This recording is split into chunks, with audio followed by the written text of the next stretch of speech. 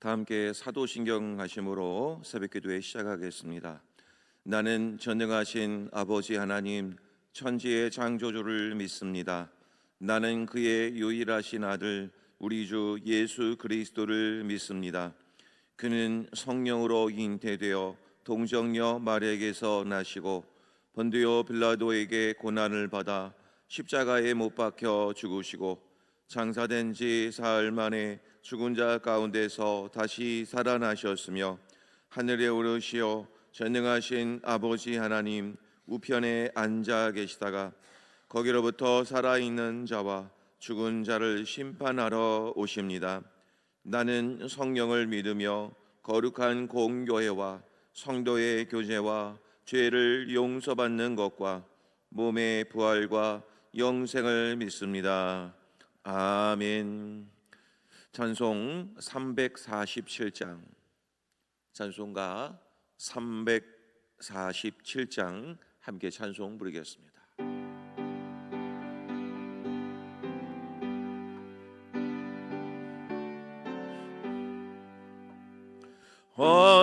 허락하신 새 땅에 들어가려면 맘의 준비나요 힘성이라세 여호수아 본바다 앞으로 가세 우리 공할 조소는 주님 품일세 시험 환난 당해도 낙심 말고서 맘의 걱정 버리고 힘성이라세 여호수아 본바다 앞으로 가세 우리 공할 조소는 주님 품일세 앞서 가신 예수님 바라보면서 모든 마음을 아파요 힘성이라세 여호수아 본바다 앞으로 가세 우리 공할 조소는 주님 품일세 일할 곳이 아직도 많이 있으니 담대하게 나가서 힘성이라세 여호수아 본바다 앞으로 가세 우리 공할 조소는 주님 품일세. 아멘. 오늘 우리에게 주신 하나님 말씀 고린도전서 7장 25절로 마지막 절인 40절까지 말씀입니다. 고린도전서 7장 25절로 40절까지 말씀 한 절씩 교독하겠습니다. 처녀에 대하여는 내가 주께 받은 계명이 없으되 주의 자비하심을 받아서 충성스러운 자가 된 내가 의견을 말하노니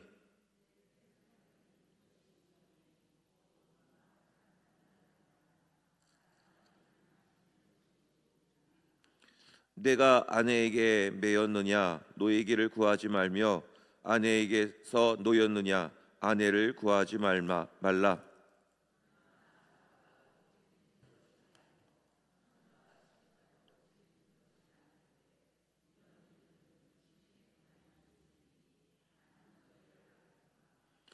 형제들아, 내가 이 말을 하노니 그때가 단축하여 진고로 이후부터 안에 있는 자들은 없는 자 같이 하며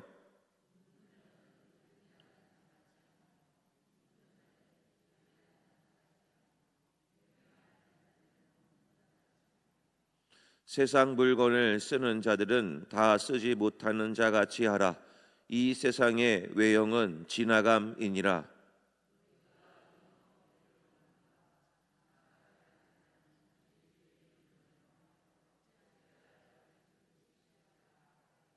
장가간 자는 세상 일을 염려하여 어찌하여야 아내를 기쁘게 할까 하여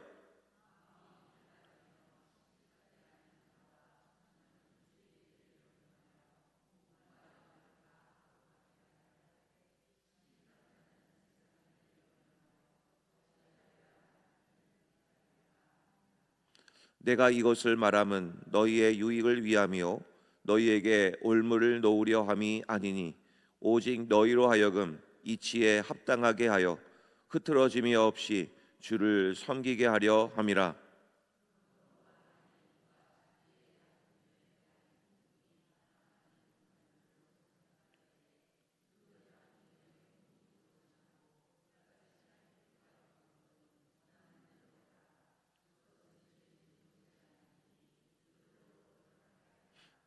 그러나 그가 마음을 정하고 또 부득이한 일도 없고 자기 뜻대로 할 권리가 있어서 그 약혼녀를 그대로 두기로 하여도 잘하는 것이니라.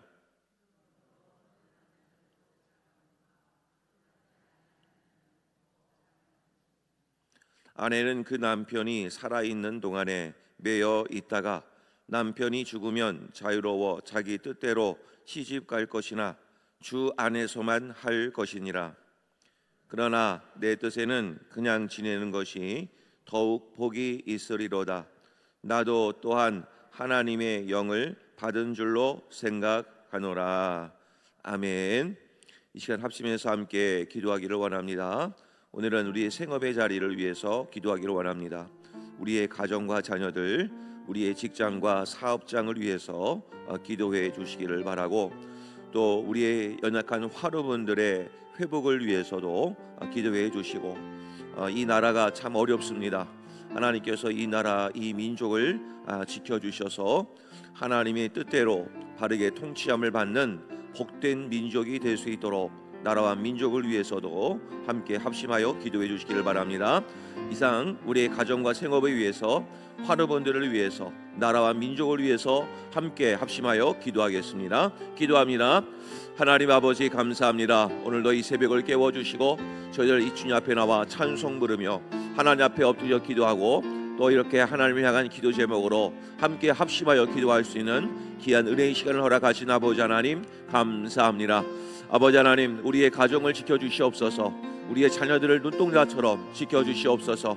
그리하여 어디든지 머문 곳마다 하나님의 뜻을 이루는 우리의 모든 가정과 자녀들이 되게 하여 주시고, 아버지 하나님, 그리하여서 이 모든 것을 통하여 하나님의 공급하심, 하나님의 인도하심, 하나님의 지키심의 은혜를 경험하는 우리의 가정과 자녀들이 될 수 있도록 하나님께서 축복해 주시기를 원합니다. 아버지 하나님, 또한 우리의 모든 환우분들을 위해서 기도합니다. 하나님께서 우리 환우분들 연약한 환처를 어루만져 주시고 깨끗하게 치유받게 하여 주시고, 하나님의 치유하심을 통하여 건강을 회복하여 주님 전에 나올 수 있는 귀한 은혜를 허락하여 주옵소서. 아버지 하나님, 이 모든 고통과 어려움 속에서 하나님의 이름을 부르짖으며 하나님께 나아가 믿음을 가지고 기도할 때 하나님께서 놀라운 응답으로 함께하여 주셔서 하나님의 치유와 회복이 온전하게 이루어지게 하여 주심으로 살아계신 하나님의 은혜를 결정적으로 누리는 우리 모든 성도님들, 우리 모든 환우분들 되게 하여 주옵소서. 아버지 하나님, 이 나라 이 민족을 불쌍히 여기시고 하나님께서 큰 은혜 베풀어 주시기를 원합니다. 기도로 세운 민족이고 하나님의 은혜를 입은 민족입니다.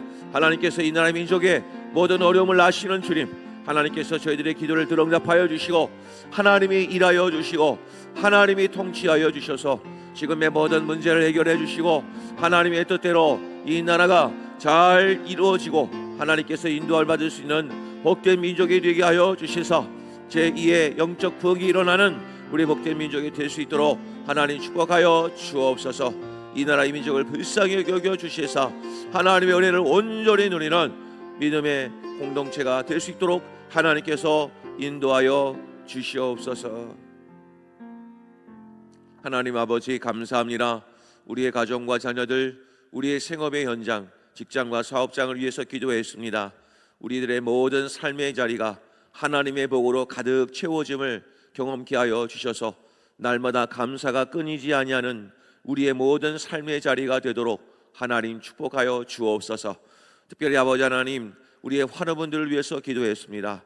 연약한 환처를 어루만져 주시고 영과 육의 또 모든 문제가 다 고침받고 해결받아 살아계신 하나님의 은혜를 온전히 누리는 우리 모든 환우분들 되게 하여 주옵소서. 아버지 하나님, 이 나라 이 민족을 불쌍히 여기시고 긍휼히 여겨 주옵소서. 하나님의 은혜로 이 나라 이 민족이 세워졌고 기도로 하나님의 뜻을 이루는 복된 민족이 되었었습니다. 아버지 하나님, 지금의 모든 상황 앞에서 하나님께 이 모든 상황을 아뢰고 하나님이 이 나라 이 민족을 온전히 다스려 주시도록 하나님의 특별한 은혜를 구하며 하나님 앞에 엎드리는 모든 교회와 성도님들이 될 수 있게 도와주시고 저희들의 기도를 통하여 이 나라 이 민족이 바르게 세워지는 귀한 은혜가 있을 수 있도록 하나님 역사하여 주시옵소서. 감사드리오며 예수님의 이름으로 기도하옵나이다. 아멘. 할렐루야. 오늘도 이전에 나오신 여러 성도님들 성령 충만 받으시고 하나님의 은혜로 승리하시기를 간절히 소망합니다. 자, 오늘 이제 고린도전서 7장은 이제 결혼에 관한 말씀을 보면서 이제 어제 본문에 이어서 이제 결혼에 관한 이야기를 계속 이어가고 있습니다. 어제 새벽 본문에서는 이제 결혼이라고 하는 제도 속에서 가장 부부 관계에 있어서 가장 중요한 것은 무엇인가? 그것은 바로 거룩이라고 말씀을 드렸습니다. 부부 관계에 있어서 가장 중요한 것은 거룩이다. 그러므로 이 거룩을 무너뜨리려 하는 죄의 역사를 잘 방지하는 것이 이 부부 관계를 유지하는 데 있어서 중요한 것이다. 그래서 정욕을 멀리하라. 그리고 분방도 하지 마라. 또 기도할 틈을 얻기 위해서 잠시 합의상 할 수는 있으나 그러나 권장은 아니다. 그래도 항상 부부관계는 함께 할 수 있어야 된다. 이것이 바로 결혼이라고 하는 그 제도 속에서 주시는 영적 교훈의 말씀이고요. 자, 이제 오늘 본문에서는 이 결혼이라는 제도에 대해서 또 다른 말씀을 하고 있습니다. 사실 이 결혼이라고 하는 주제는 우리가 신구약 성경에서 계속 흐르고 있는 주제입니다. 구약 성경에서 결혼은 제일 처음 나오는 곳이 어디에 나와 있죠? 바로 창세기에 아담과 하와의 결혼 이야기가 나와 있습니다. 그래서 아담과 하와의 이야기 속에서 둘이 한 몸을 이룰지니라 라고 하는 말씀, 부모를 떠나 한 몸을 이루는 바로 아담과 하와의 결혼 이야기로 쓰여져 있습니다. 자, 이 결혼 이야기는 왜 하나님이 하셨을까요? 수많은 우리의 인생사 속에서 많은 하실 말씀들이 많이 계실 텐데 왜 하나님은 수많은 그 인생 이야기 속에서 성경에 그 주된 이야기가 바로 결혼이라고 하는 주제로 왜 이렇게 언급을 하셨을까요? 여기에도 하나님의 뜻이 담겨져 있기 때문에 그렇습니다. 이 결혼이라고 하는 것은 바로 신약으로 건너가면 바로 무엇을 뜻하냐면 바로 하나님과 교회와의 연합의 의미를 담고 있기 때문에 결혼의 이야기를 말씀을 하신 겁니다. 그래서 우리가 이런 성경에 보면 이렇게 표현하죠. 교회를 뭐라고 표현하느냐? 신부라고 표현합니다. 신부된 교회와 그 다음에 예수님을 뭐라고 표현하죠? 신랑된 예수 그리스도와의 연합을 이루는 바로 공동체의 의미를 다루고 있습니다.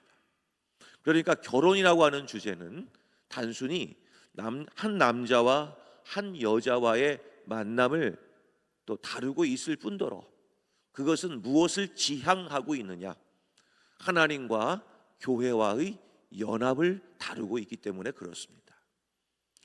그 궁극적인 의미는 결국 어디에서 완성이 되는가? 바로 요한계시록에 가면 바로 어린 양의 혼인잔치 속에서 우리 모든 교회와 또 예수님과의 온전한 결혼의 이야기로 바로 끝을 맺는 이야기가 요한계시록의 이야기가 되겠습니다.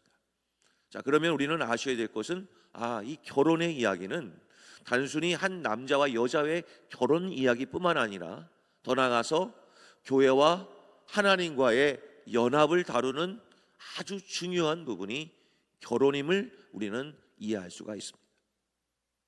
또한 이 결혼이라고 하는 것은 이제 오늘 본문을 이해하시려면 궁극적인 지향점을 꼭 생각을 하셔야 될 것은 바로 이 연합을 통해서 결국 우리는 누구를 만나야 되는가를 소망하고 바라게 되는 것입니다.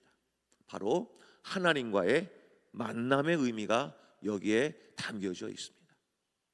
결혼이라고 하는 것은 유대인의 결혼 역사를 보려면 우리가 이 정혼이라고 하는 제도를 잘 이제 결혼이라는 제도를 아셔야 됩니다. 궁극적으로 약혼을 거쳐서 정혼에 이르기까지의 과정 속에 궁극적으로 이것을 허락하는 이는 누가 허락을 하느냐? 바로 신랑의 아버지가 결혼의 최종적인 승낙권자입니다.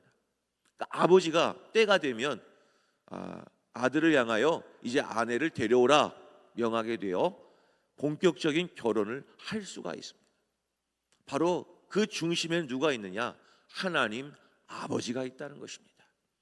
이 결혼을 이루게 하시기까지의 과정을 누가 허락하셨는가? 하나님이 하셨다는 겁니다. 그러면 결혼을 한 우리는 누구를 지향하고 있어야 되느냐? 하나님 아버지를 바라보아야 하는 것입니다.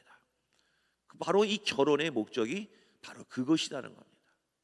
자, 이 모든 말씀들을 제가 간단히 설명을 드렸습니다만은 그래서 이 결혼의 목적을 이렇게 바라본다면 오늘 본문의 말씀을 충분히 해석을 하실 수가 있습니다. 굉장히 어려운 부분이긴 하지만 자, 한번 볼까요? 자, 본문의 25절을 보면 자, 누구에 관한 이야기가 나오니까 처녀에 대하여는 이렇게 표현하죠.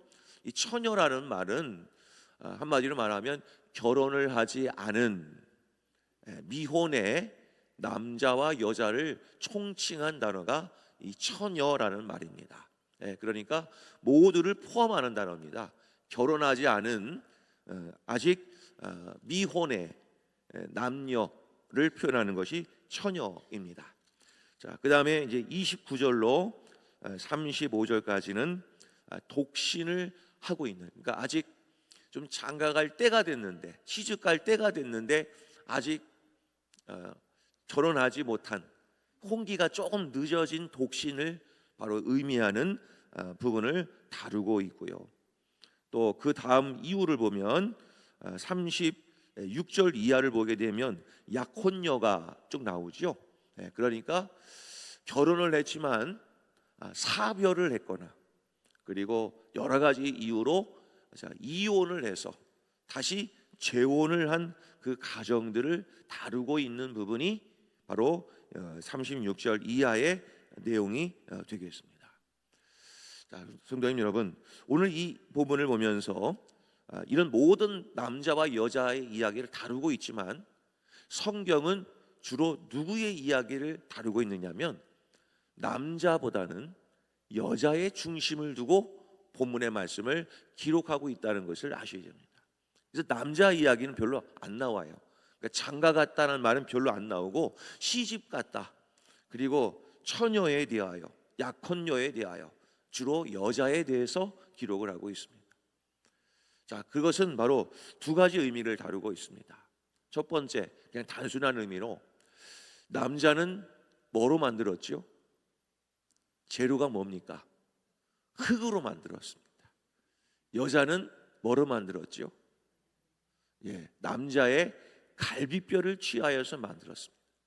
그러니까 여자는 뼈대 있는 여자입니다. 그래서 남자는 여자의 말을 잘 들어야 되는 것이죠. 이건 우스갯소리를 하는 얘기겠지만, 자, 어쨌든 왜 여자의 이야기를 다루느냐? 바로 여자는 곧 누구를 가리킵니까?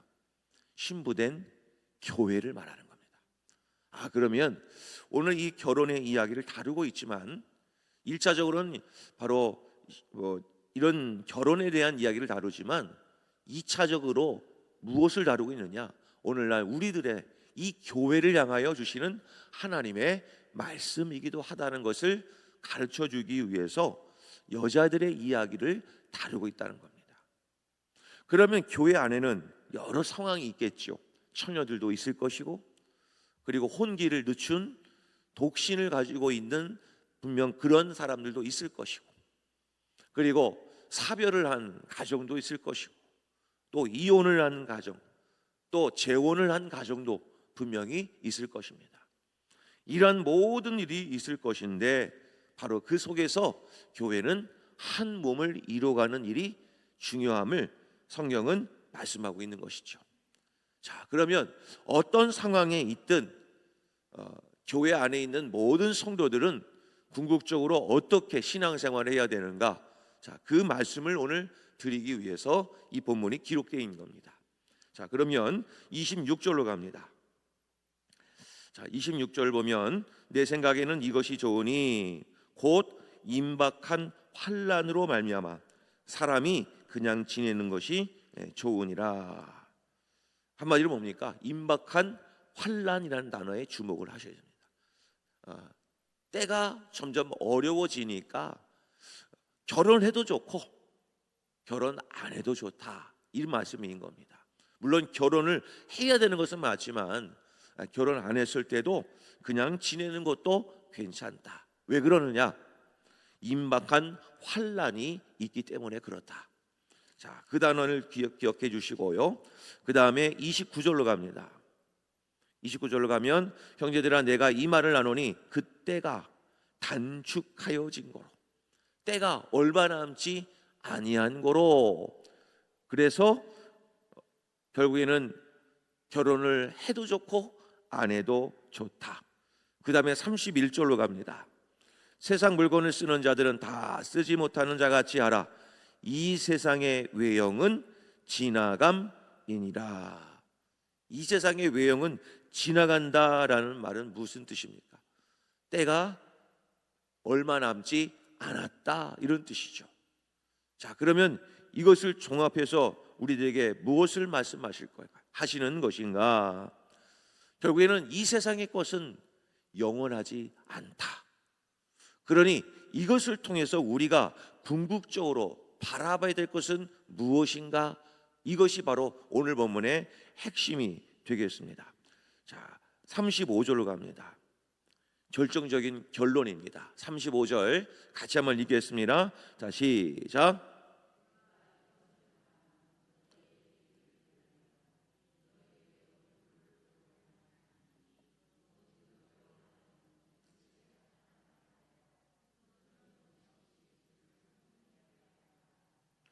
자, 중요한 부분은 뒷부분입니다. 이런 일을 다 합당하게 행하여 흐트러짐이 없이라는 말은 곁눈질하지 말고, 이런 뜻입니다. 곁눈질하지 말고 목적은 어디를 향하고 있어야 되냐면 주를 섬기게 하려 함이라. 그러니까 결혼 생활의 궁극적인 목적은 흐트러짐이 없이 주를 섬기는 데 있어서 결혼을 해야 된다는 겁니다. 또 결혼하지 않더라도 흐트러짐이 없이 주를 잘 섬기기 위해서 삶을 살아라라고 권면하고 있는 것입니다. 그러니까 이 모든 결혼의 생활은 궁극적으로 어디를 향하고 있어야 되는가? 곁눈질하지 말고 오직 주를 섬기는 일에 열심을 내야 함을 말씀하고 있는 겁니다. 자, 그래서 보면 32절로 갑니다. 33절 먼저 가겠습니다. 장가간 자는, 자, 결혼한 사람들은 세상 일을 염려할 수가 있습니다. 어떤 염려일까요? 어찌하여야 아내를 기쁘게 할까? 그러니까 결혼을 하게 되면 좋지만 결국에는 아내를 위하여 어떻게 하면 기쁘게 할까라고 하나님을 바라보지 못할 경우가 많기 때문에, 그럴 때일수록 더 가정에서는 하나님을 바라보는 일에 열심을 내어야 함을 성경은 가르치고 있습니다. 그러면 결혼하지 않은 이는 어떨까요? 32절입니다. 너희가 염려 없기를 원하노라. 장가가지 않은 자는 오히려 세상 일을 염려하기보다 주의 일을 염려하여 어찌하여야 주를 기쁘시게 할까 하되. 만일 결혼을 하지 않은 자는 배우자 걱정을 하지 않고 자녀 걱정도 하지도 않고 그냥 어떤 일을 굳이 염려하지 않아도 되잖아요.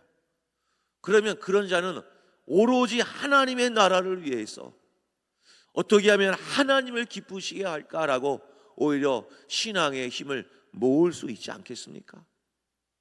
그러니까 결혼을 해도 좋고 결혼하지 않아도 괜찮다. 그러나 이 모든 일은 어디를 향하고 있어야 되느냐? 흐트러짐이 없이 주의 일을 잘 섬기도록 하나님을 바라보는 것이 제일 중요함을 우리들에게 교훈하고 있는 것입니다. 자, 그래서 요한일서 2장 17절 말씀을 한번 보겠습니다. 요한일서 2장 17절 말씀, 자, 같이 한번 읽겠습니다. 자, 시작. 그 정욕도 지나가되 오직 하나님의 뜻을 행하는 자는 영원히 거하느니라. 아멘.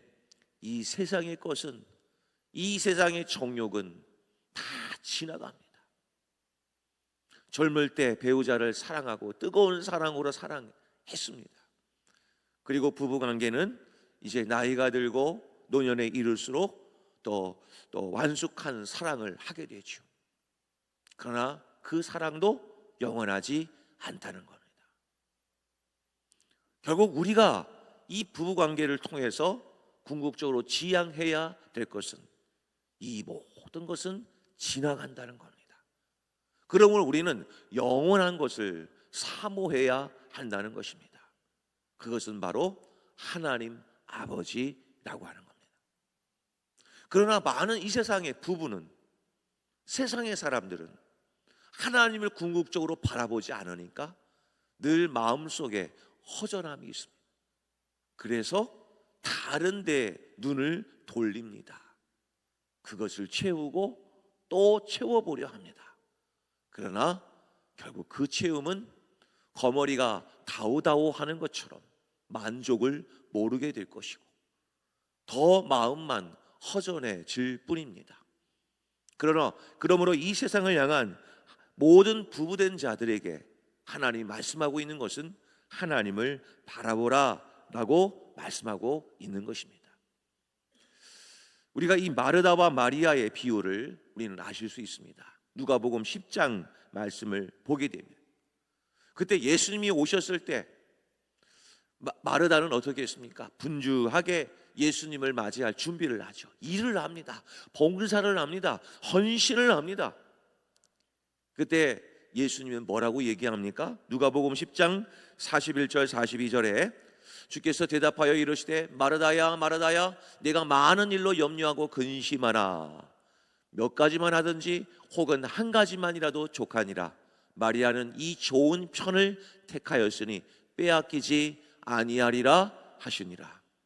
무엇이었습니까? 하나님의 말씀을 듣는 것이 좋은 편이라고 택했다. 빼앗기지 아니하리라. 그러므로 우리는 어떠한 삶을 살든 중요한 것은 바로 무엇이냐? 하나님 아버지를 바라봐야 된다는 것. 그것이 모든 결혼 생활의 가장 궁극적인 목적이어야 하는 것이죠. 자, 그러면 본문의 39절 말씀 끝부분 가면 이렇게 표현합니다. 그 아내는 그 남편이 살아있는 동안에 매어 있다가 남편이 죽으면 자유로워 자기 뜻대로 시집갈 것이나 그 다음에 주 안에서만 할 것이니라. 결국에는 이 모든 생활의 중심은 어디에 있어야 되느냐? 오직 주 안에서만, 하나님 아버지만 바라보는 것이 결혼 생활의 목적이어야 한다. 골로새서 3장 17절 말씀입니다. 또 무엇을 하든지 말에나 일에나 다 주 예수의 이름으로 하고 그를 힘입어 하나님 아버지께 감사하라. 무엇을 하든지 말에나 일에나, 어떤 결혼 생활을 하든지 다 예수의 이름으로 하고 하나님 아버지께 감사하는 관계를 유지하라. 그래서 모든 관계는 하나님을 바라봐야 한다는 것입니다. 사랑하는 성도님 여러분, 그러므로 모든 삶의 관계, 결혼의 관계는 궁극적으로 누구를 바라보고 있어야 되는가? 하나님 아버지를 바라봐야 됩니다. 그래서 우리는 가정에서는 가정 예배가 살아나야 됩니다. 그래야 이 가정의 주인은 하나님이심을 가정의 자녀들도 배우자들도 알 수 있게 되는 겁니다. 그래서 이 시대를, 교회를 잘 세우기를 원한다면 가정이 살아나야 됩니다. 가정 예배가 일어나야 됩니다. 그래야 이 가정의 주인이신 하나님 아버지의 온전한 통치를 받을 수 있기 때문입니다. 사랑하는 성도님 여러분, 그러므로 우리가 이 모든 일에 있어서 하나님 아버지를 바라보는 복된 믿음의 가정이 되시기를 바랍니다. 사랑하는 성도님 여러분, 가정 안에는 오늘 여러 부류의 사람이 있는 것처럼 여러 문제들이 있을 수 있습니다. 중요한 것은 그 문제 가지고 하나님께 가십시오. 성경은 여러 가지 상황 속에서 이런 말씀들을 하는 겁니다. 처녀 이야기, 독신의 이야기, 과부의 이야기, 사별한 자의 이야기, 재혼한 이야기. 세상의 법전보다 더 깊숙하게, 더 세밀하게 그 상황을 묘사하고 있습니다. 바로 이 얘기를 한 것은 바로 무엇입니까? 하나님의 관심은 세밀하다라는 거 하시는 것입니다. 그런 상황까지도 하나님은 다 이해하고 계신다, 바라보고 계신다라고 우리들에게 말씀하고 있는 것입니다. 그러면 사랑하는 성도 여러분, 왜 나에게 이런 일이 벌어질까? 왜 나에게 이런 가정 안에서 일어날까? 성도 여러분, 하나님은 지금도 나와 함께하고 계십니다. 그런 상황 속에서 하나님 아버지를 바라보십시오. 하나님은 우리 가정의 주인이십니다. 이 문제 해결해 주시옵소서라고 하나님께로 집중하고 하나님께로 맡기는 우리 모든 성도님들이 되시기를 주의 이름으로 간절히 축복합니다. 자, 우리 함께 기도하기를 원합니다. 하나님 나라를 소망하는 우리가 되게 하시고 흐트러짐이 없이 주님만 예배하는 삶을 살게 하여 주시고 주 안에서 날마다 행복의 복음의 통로로 쓰임받는 성령 충만한 삶을 살게 하여 주시옵소서. 이런 간절한 기도 제목으로 우리 주여 한번 부르신 다음에 통성으로 함께 기도하겠습니다. 주여! 아버지 하나님 감사합니다. 오늘도 이 귀한 말씀, 어려운 말씀이기는 하나 아버지 하나님, 오늘 이 말씀을 통하여 우리가 진정으로 바라봐야 될 것이 무엇인가를 깨닫게 하여 주시니 감사합니다. 아버지 하나님, 이 세상의 모든 것은 단축된 때를 살아가는 자들의 모습을 아버지 하나님 가르쳐 주시길 감사합니다. 이제는 세상에 지나가는 것에 마음을 빼앗기지 않게 하여 주시고 영원한 하나님의 나라를 소망하며 살아가는 우리 모든 삶과 가정이 되게 하여 주시옵소서. 아버지 하나님, 내 안에 가득한 세상의 염려와 근심을 주님의 십자가 앞에 넣게 하여 주시고 나의 마음이 흐트러짐이 없이 하나님만 예배하는 우리 모든 가정과 나의 모든 삶이 되게 하여 주시옵소서. 성령의 충만함을 받아 주 안에서 행복한 복음의 통로로 쓰임받는 우리 모두가 되게 하여 주셔서 이 마지막 때에 쓰임받는 하나님의 거룩한 백성들 다 되게 하여 주옵소서. 아버지 하나님, 가정 안에 여러 문제가 있습니까? 하나님은 이 시간 나를 눈동자처럼 지켜보시고 나와 함께하고 계심을 믿사오니 이 모든 문제 앞에 하나님의 아버지 앞에 엎드려 기도할 때 이 가정의 모든 문제가 예수의 이름으로 해결되어지는 복된 은혜 있게 하여 주시옵소서. 세상 일을 염려하지 않게 하시고 하나님의 앞에 이 모든 문제를 아뢰어서 세상 근심 걱정이 떠나가고 하나님의 평안과 하나님의 기쁨과 감사가 넘쳐나게 하여 주시오므로 이 땅에서도 하나님의 평안을 맛보는 모든 성도님들 되게 하여 주시옵소서. 하나님 아버지, 이 세상은 임박한 환난, 단축된 때를 살아가는 저희들의 삶이 있습니다. 그러므로 세상에 이 모든 것에 마음을 빼앗기지 않게 하여 주시고 영원한 하나님의 나라를 소망하며 하나님 아버지를 바라보며 살아가는 자들이 다 되게 하여 주옵소서. 세상 염려와 근심을 십자가 앞에 온전히 내려놓게 하여 주시고 나의 갈라진 마음이 하나가 되어 흐트러짐이 없이 하나님만 예배하는 삶을 살게 하여 주옵소서. 성령의 충만함을 받아 어떠한 환경 속에서도 주님만을 바라보며 주님만을 전하는 복음의 통로가 되게 하여 주셔서 모든 사람이 하나님을 알아가게 하여 주시고 하나님께 영광이 되는 귀한 하루가 될 수 있도록 하나님 역사해 주시옵소서. 우리 가정을 지켜주시고 우리의 자녀를 지켜주셔서 하나님 앞에 영광 올려드리는 복된 하루가 되게 하여 주옵소서. 예수님의 이름으로 간절히 기도하옵나이다. 아멘. 하늘에 계신 우리 아버지, 아버지의 이름을 거룩하게 하시며 아버지의 나라가 오게 하시며 아버지의 뜻이 하늘에서와 같이 땅에서도 이루어지게 하소서. 오늘 우리에게 일용할 양식을 주시고 우리가 우리에게 잘못한 사람을 용서하여 준 것 같이 우리 죄를 용서하여 주시고 우리를 시험에 빠지지 않게 하시고 악에서 구하소서. 나라와 권능과 영광이 영원히 아버지의 것입니다. 아멘.